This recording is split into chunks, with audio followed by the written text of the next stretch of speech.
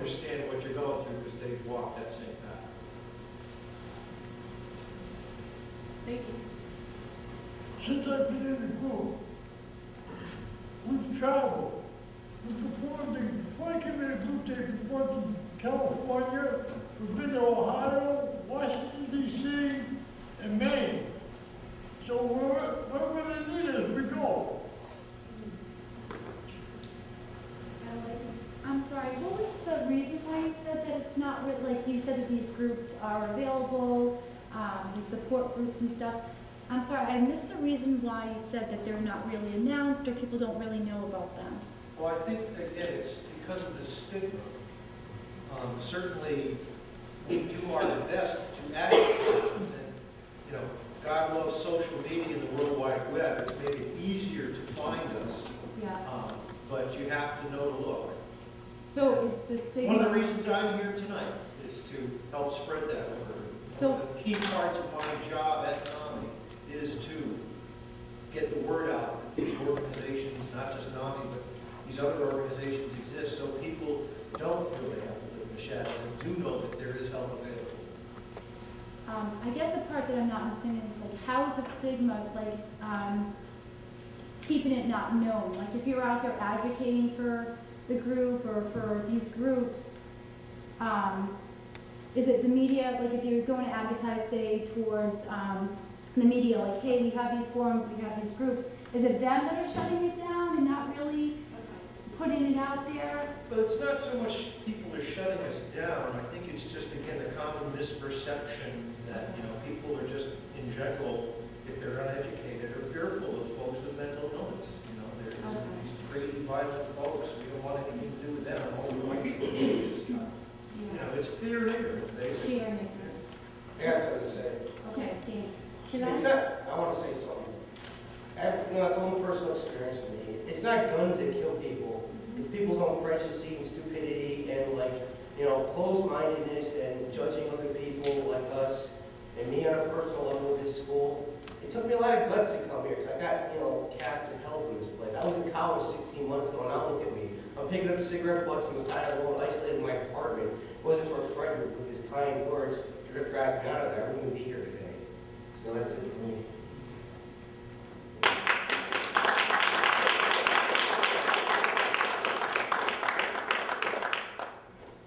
Could I comment on your stigma? I feel, I have a gay son, and I liken my situation with my depression and not being able to talk about it to my son's being gay. And you can see how the gayness is now becoming a part of the mainstream. Same-sex marriage, President Obama, this politician, that politician, and I'm like, oh my God, I am so happy for my son. Because when he came out to me 6 years ago, my first reaction was fear. I knew what kind of life he was going to lead. And so my dream for myself as a depressive and for all of you people is that we become part of mainstream society. That I don't have to go somewhere and say, and be afraid to say I'm depressive. So the stigma doesn't come from us. It comes from the people not wanting to accept us and incorporate us. We are here. Yeah. So that's what the stigma is about. And in fact, even though I've been a depressive for 25 years, I just heard about NAMI 2 years ago. 2 years ago, when I was in the hospital. When I was in the hospital. I think what I was speaking to though was, because I also struggle with mental illness myself. So it's not I'm not sticking, I'm just saying, for myself, I don't really hear of the group, so where can you get the help that you need? Neither did I. I mean, I found it on my own. Yes, so did I. Basically, my family. Well, I found it in the hospital. Right, but I'm just saying, so, I just wondered if it was society that kind of keeps it down, getting it out there so that the people can find the help that they need, or, I don't know if I'm making sense. Well, I think part of it is they don't have a lot of money to put on TV ads and things like that. There's a financial. Yeah. It was just, what were your thoughts on it? Because if you're there advocating, like, where are you coming up against where Is there anything else you want to know about is out there? I mean, Yeah, well, certainly the money aspect is huge, and I brought some brochures here. If you want to join our group, certainly numbers speak, the membership is not expensive, but, you know, the more members we have, the more the word gets out. So feel free to grab one of these, they're on the table on the way out, but that's really it. I mean, it's an awareness campaign. We're a national organization that nobody knows about, but we are trying to change that. And the way you go about that is through spending the money and doing the PR. You know, my greatest aspiration or my greatest thing that I wish for every day is that I hit the Powerball for $100 million so I can go, you know, sponsor a NASCAR team that has NAMI painted in big letters on the side, and we become a household word. Right. And I'm dead serious about it. I mean, that's what it's going to take. And trust me, I'm another one of these folks with gray hairs. I can remember a day when people didn't talk about cancer. It was in hushed tones. Now you see that everyone wearing the pink ribbons and walking around and making a big deal out of it, and it's warmly embraced. It wasn't always that way. And you can talk about the civil rights movement, you know, the gay movement, whatever it is. Times do change, people do progress, and I think the folks with mental illness in that whole world, we're next. And we're doing our best to erase the stigma, raise the awareness, because literally 1 in 4 adults is going to have a mental illness at some point in their life. It is more common than cancer, than diabetes, than heart disease. But nobody likes to talk about it because of the ignorance and the fear and the stigma.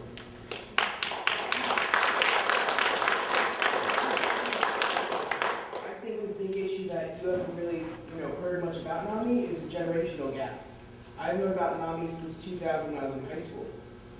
So I think the youth coming up know a lot more about it than, you guys talking about gray hairs and everything, because we kind of grew up with the knowledge and everything starting to come out.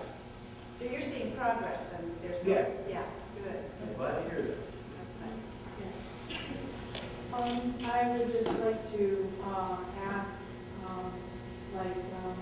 I have PTSD, and I have a bunch of too many psychiatric diagnoses to really remember. But I have been an advocate against the insane defense for violent crimes because I've studied it, and I found out that it's bad not just for the reasons that a lot of people know is bad. It's bad because you lose the right to a jury trial. It's bad because you lose the right to hire and fire your own lawyer. I was in the legislature last month trying to get electroshock banned, which is still forced on people against their will in the state. And I'm sorry to say that our anti-electroshock bill was turned into a pro-electroshock bill in the drafting of it. There are very serious civil rights issues that we all face. And when Lisa Long's letter about her son Michael was going viral, I was busy trying to get comments removed, which I had emailed the local NAACP about, comments removed, which called for her son's euthanasia. Now, somebody that I care, about, my people that I care about in a workplace where I work, there was a neo-Nazi crime that was excused by the insane defense. And I have to talk about it. When I talk about it, I say, well, anyone should object to the manner in which that crime was tried. I would have to recuse myself if I was judged because I was near the victims, okay? Now, you don't know how hard it is to say you have to recuse yourself, but fair is fair. And one thing that strikes me about Lisa Long's letter about her son Michael is that we're taking her word for all of this. Now, if her son is violent toward other children, I should hope that all children, disabled children and regular children, would be protected from that kind of violence. But we only have her words so far that he is guilty, yet we assume that he has done all these things. She accuses him of other violent crimes. She says she likens him to several other mass murders. We know he's not guilty of any of that. I mean, we just know it. So there's an issue here of what people call stigma. It's really, in a lot of ways, it is discrimination.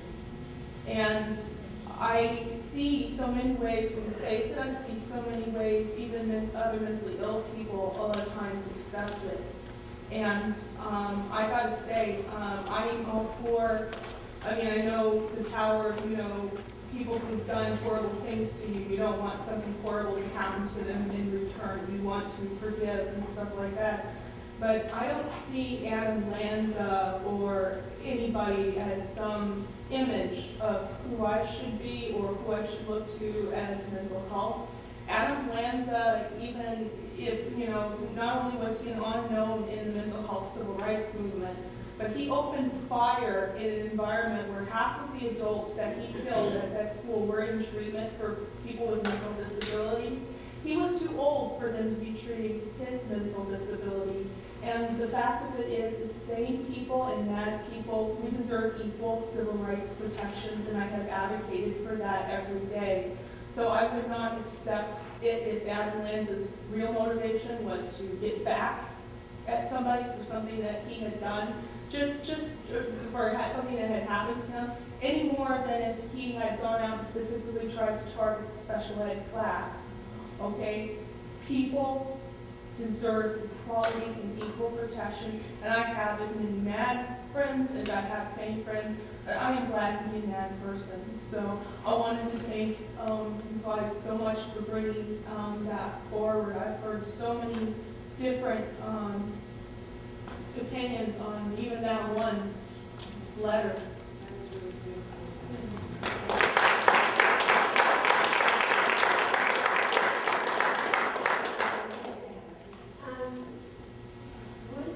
First thing I want to say is that, I was so touched by your performance. And it showed the great talents and the great gifts that's locked up inside of you. Like this young man had said that where there's nowhere to share, but you're sharing here with us. And I know I've received so much from each and every one of you, as well as the young lady that had to leave. And, I've learned, I say maybe about 12 years ago, a mental health worker said to me that he said, he was doing a seminar, similar to this, he said that the word mental health within itself is what scares people away. They don't understand, but I think like the young man said here, that it's on its way. People are getting a clearer understanding. And my goodness, if more people was to see, people that's ignorant or in denial of the word, was to see more of this, maybe they'll see we're all people, we're all equal. We're all equal, and if the truth was to be told, we all have a glimpse of something on the inside of us, whether it's circumstantial, mental health, or one that stays with us, it does not matter. And when you use a word to identify depression, that seems to be very accepted. I mean, it's still part of mental health. But if you say depression opposed to mental health, they'll say, oh yeah, Susie's depressed. You would hear it as a figure of speech nowadays. So it's, I'm sorry? I'm sorry, that's not necessarily true. Well, that's just my opinion, and that's fine. But in my world, I hear it constantly, like a figure of speech, because there's so many different circumstances going on in the world today that cause people to have whether circumstantial depression, or if it's something that was hidden that had a situation to make it develop on the outward part. So I applaud all of you for what you have done here today. And my prayer is that it would explode to the universe through your speech, that everyone will hear that we're all people, and we're all as one, and we're all free.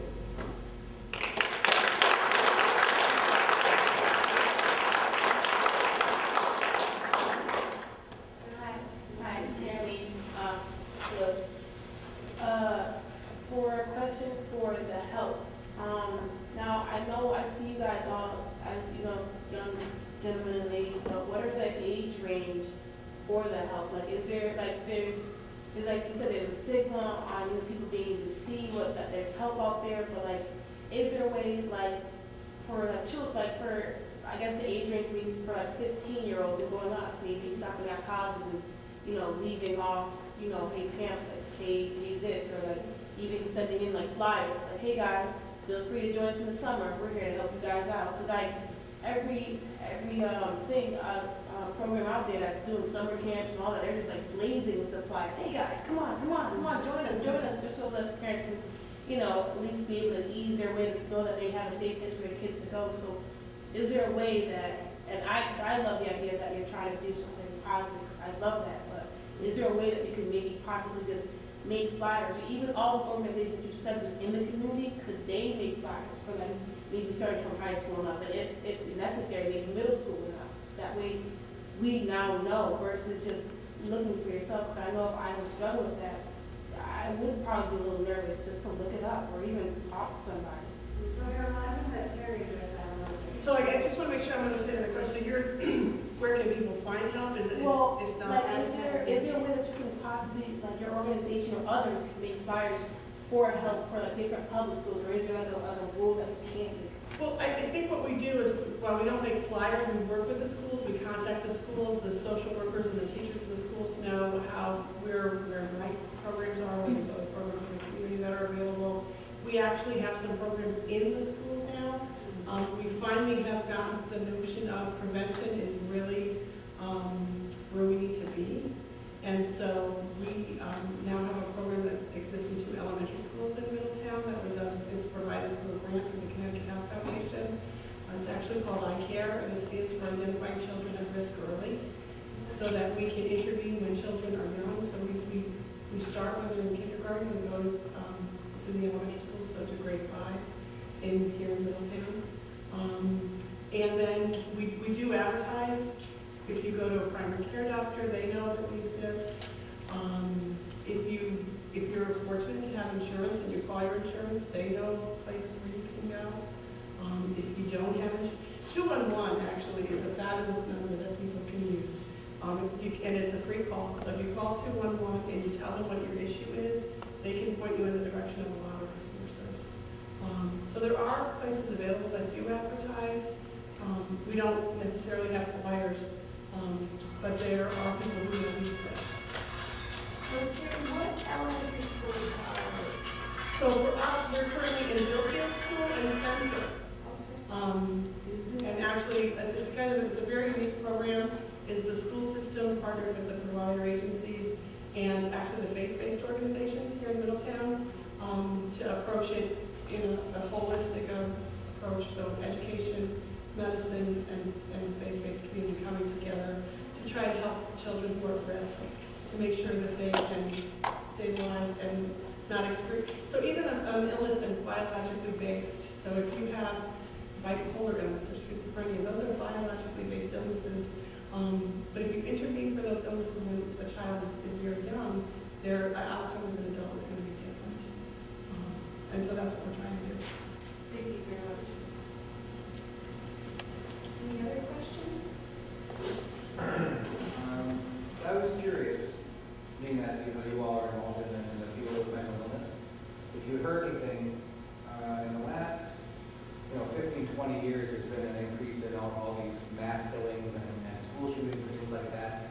And you have your workplace situations where it's more people who are, I guess, would be considered mentally not ill, but have an emotional issue or whatever, or a grudge. But a lot of the school shootings, and of course, Jerry Loeffner and Adam Lanza had some type of mental illness going on. My question is, as a result of this increase in violence and the severity of it, have you heard or seen any action being taken on a national or state level to improve screening or diagnosis or address that side of it? I mean, like with the Sandy Hook thing, you're mostly talking about his access to an assault rifle. And there's not much being said about what about the treatment that could have been administered beforehand, what about the intervention that could have happened? Do you hear anything about that? Is that being ramped up at all? Well, I know that President Obama just announced an initiative that he wanted to spend $100 million on mapping the brain. And a lot of that, I think, is a fallout of what's happened recently with some of the school shootings. I know that certainly NAMI as an organization has always been advocating for more money for research to try to get to the bottom of some of this stuff. I do want to mention one thing here. people, and because of the media, it's understandable, they tend to link violence and mental illness. And you really shouldn't, because the statistics are actually rather stark if you actually look into it. People with a serious mental illness are far more likely to be victims of violence than perpetrators of it. And like I mentioned earlier, 1 in 4 adults is going to have a mental illness in the course of their life. It's inevitable because of the proliferation of mental illness in society that some of the violent folks out there are also going to have mental illness. It's just, they're not mutually exclusive. But again, you cannot say that someone with a serious mental illness is by definition will be violent. In fact, the opposite is true. But there are occasions where they overlap. I think the future is very bright, actually, because of some of the advances in technology, mapping the human genome, because a lot of these, like you mentioned, the biologically based illnesses, they tend to be genetically based. I can look at my own family and watch it come down from my wife's side of the family, from her grandmother to, the next generation, to my wife and her brothers who have different flavors of mental illness, to my son who's got a mental illness. You can see it just go right down the family tree. So it's definitely genetically based. And again, to your point, we want to get in early when people are young, before they have that first psychotic break, and try to keep people on a healthy path. And you avoid a lot of the fallout from that if you can keep people out of the hospital and keep them healthy. And again, between the human genome work that's being done and all the brain imaging stuff, CAT scans and MRIs and functional MRIs and PET scans and all that stuff, they're finally starting to really understand what's going on in this brain of ours. And President Obama is able to get his money for this project he just announced the other day. I think that helped a lot as well. And finally really get to understand what's really going on here. Because there are psychiatric medications that they know work. They don't really know why they work. But they're starting to understand that. So the future is rather bright, actually. It's only going to get better. Is there anything that's being done to counteract the media, like parent violence and media? It's a big part of what we do. I mean, Anytime we're in a public venue, whether it's testifying in the legislative office building or community forums like this, I don't ever recall a time where I haven't addressed it, especially post, having one of them, because And now all of you can be those messengers also. It's education, it's letting people know. When you hear people saying something that just doesn't seem right, and these horrible incidents that have happened, that have been tragic, what I try to say to people is, like when the issue that we talked about with me, right after it happened, they kept calling him evil, this evil person. And I think what happened was an act of evil. I think that it was a terrible, tragic event that happened, but I'm not convinced that this young man was himself evil. I think that he was disturbed. I think he had problems. I think for whatever reason he didn't get the help that he needed. But to label the person as the evil, I think just perpetuates that people with mental illness are bad for society, and that's not true. And so all of us need to be that voice. When you hear people talking that way, stop, you need to think about this. Does that make sense? And to give them statistics such as people with mental illness are far more likely to be the victims of violent crimes. Yes, I just want to add, and to the point as far as being the conduits for some of this awareness, one of the things that NAMI here in Connecticut is doing in a big way just recently is we're all over social media. In fact, you might have seen me in the front row. I wasn't answering my email. I was actually live tweeting some of the things that were going on here. We're on Twitter, we're on Facebook, and we share a tremendous amount of really good information as well as, events like this and other great information. Please visit our Facebook pages, friend us, and when we send something out that's really resonates with you, and we ask you to share it, share it. And that will get out there in the world. and also, I just wanted to add a little bit. You can also boycott media sources that stigmatize those with mental illness. You can boycott it. You can choose not to watch the TV shows that make fun of people with mental illness. We can, there's power in boycott as well as visiting the legislature. And you can choose not to buy into really violent programming because it's all part of the same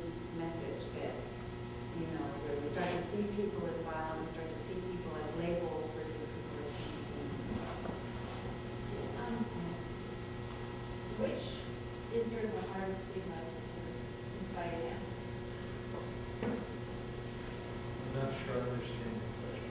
Like, is the